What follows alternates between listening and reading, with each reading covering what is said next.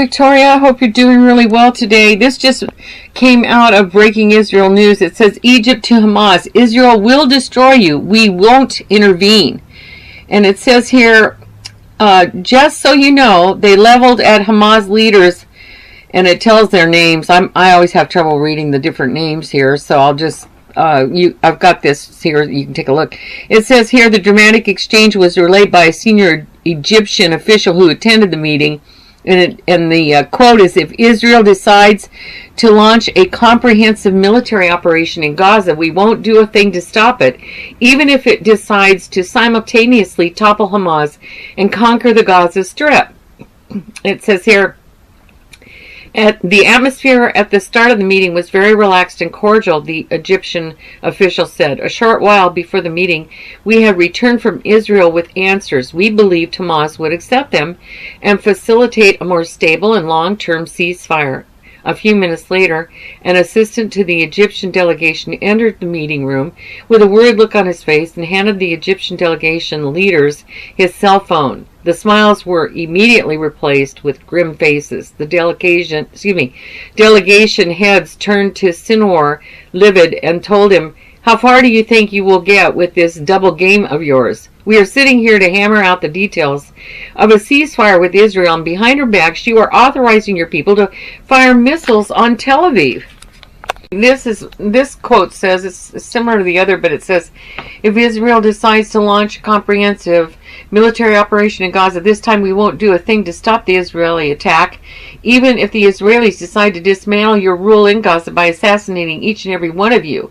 While Israel is retaking Gaza, Egypt and its allies in the region won't lift a finger to stop the Israeli response." Hamas is not behind the launch, Sinwar reportedly told his Egyptian guests, adding that Hamas is not behind the launch, is what he's saying, adding to that his organization would conduct a thorough investigation to find out who's responsible. It says Sinwar asked the Egyptian officials to contact Israeli leaders and inform them that no order had been given to fire the rockets at Israel, and certainly not at Tel Aviv. I'm sorry, but you talk about a bunch of double talk. This is total double talk, what's going on here, which doesn't surprise me, does it you? It says here the Egyptian intelligence officials were unconvinced and continued to assail Sinwar. "You are lying. The blood of Gazans who will be hurt in the Israeli response is on your hands. By your own hands you will bring about the destruction of Gaza and the fall of your regime. And you've also gambled with our own safety in Gaza by shooting at Tel Aviv while we are here," it says. The Egyptian official, I'm going down here on the article, it says, "A short while after we left the strip, Sinwar contacted the delegation heads and told them that Hamas operatives carrying out maintenance duties near the launch batteries placed in western Gaza in preparation for a future clash with Israel apparently fired the missiles mistakenly," according to Sinwar. All right. Hamas detained one operative and promised to detain others and bring them to justice. Hamas demand from Egypt is that they discontinue the March of Return. That's something they do every week. And then there's the March of a Million that comes up later this month, and they're saying either stop the violence or just cancel everything altogether. And what's happening, I believe, it's the coalition, because you've got Israel, Saudi Arabia, and Egypt, and Jordan. They've all kind of had these meetings going back and forth together, and there is definitely a change going on with the Arab nations. You also have United Emirates.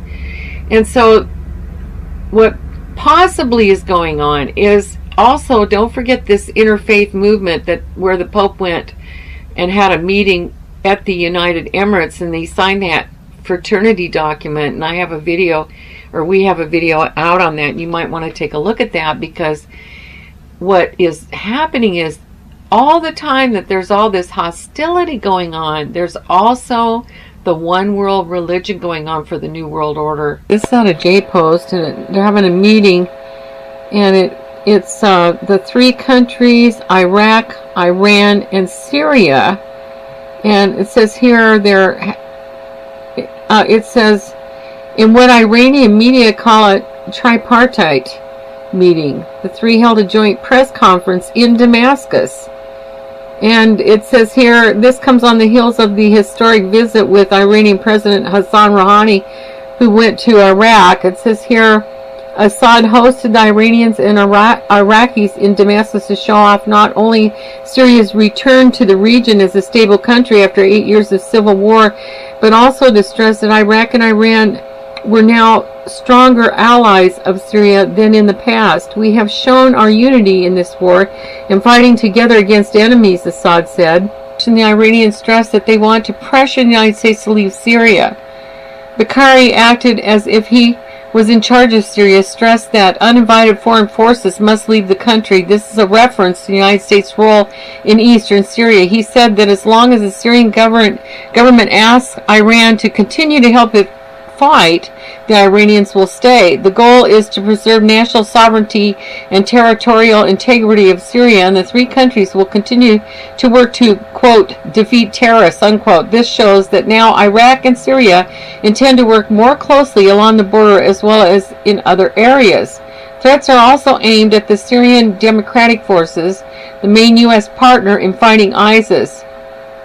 It says here, Ayyab says Iran will return to eastern Syria either through military force or reconciliation agreements. This comes as the United States indicates it may not withdraw from Syria and may maintain residual troop levels. The goal of Iran now will be to try to find a way to spread instability in eastern Syria, hoping to convince the United States to leave. It also wants to pressure Iraq to call for U.S. troops to leave Iraq.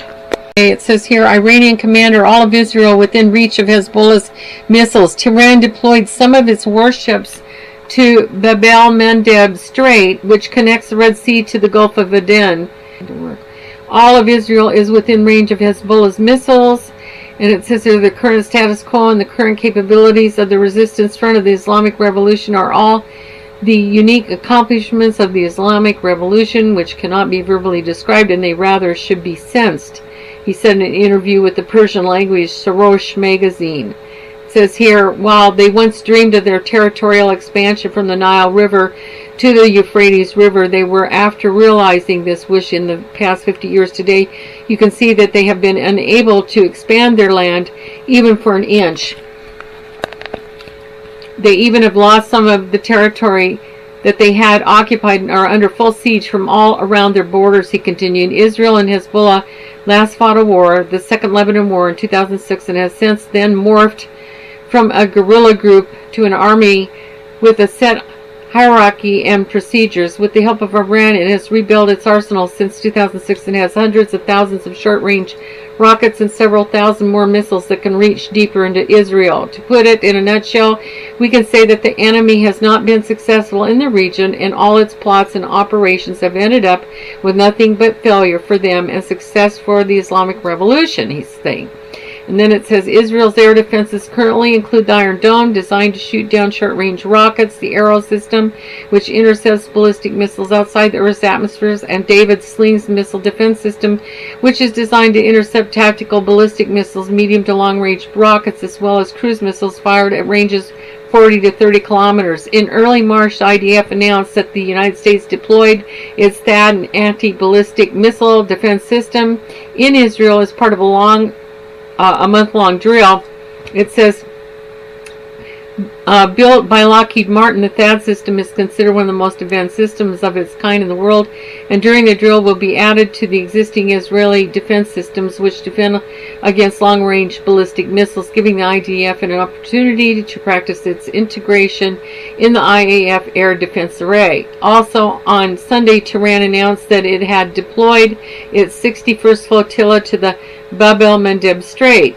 The naval group is on a mission to provide security for the routes used by the Islamic Republic of Iran shipping lines in the area of the Gulf Aden and the Bab el-Mandeb Strait.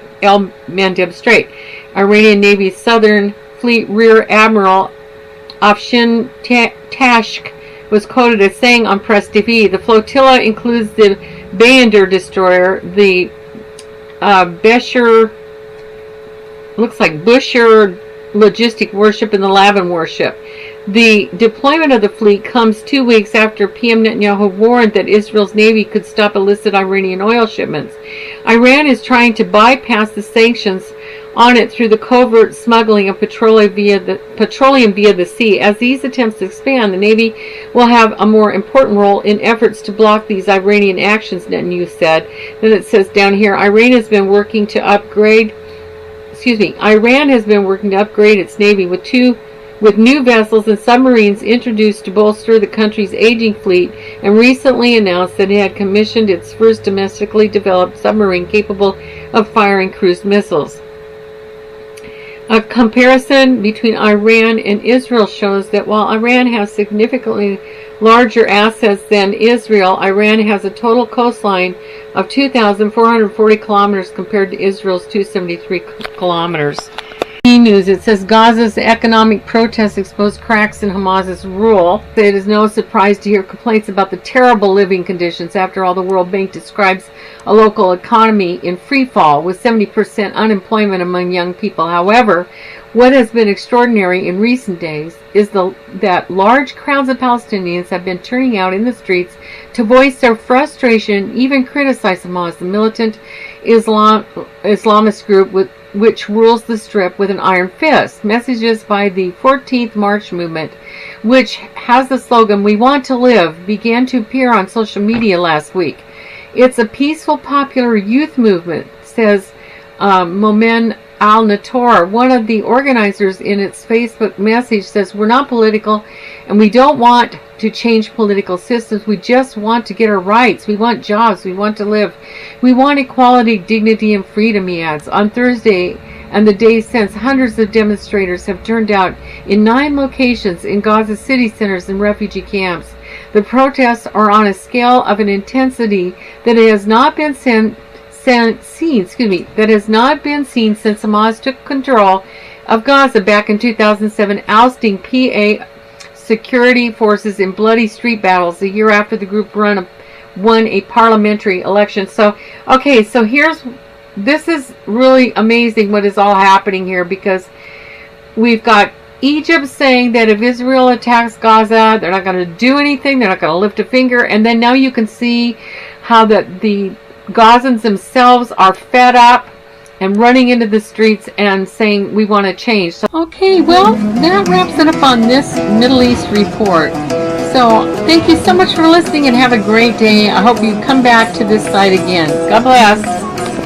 Through the narrow gate, for wide is the gate and broad is the road that leads to destruction, and many enter through it. But small is the gate and narrow the road that leads to life, and only a few find it. Make every effort to enter through the narrow door. Yeshua died on the cross and shed his perfect blood to redeem you from your sins and give you the free gift of eternal life. Revelation 3:20, he says, "Behold, I stand at the door and knock. If any man hear my voice and open the door, I will come in to him and will sup with him and he with me."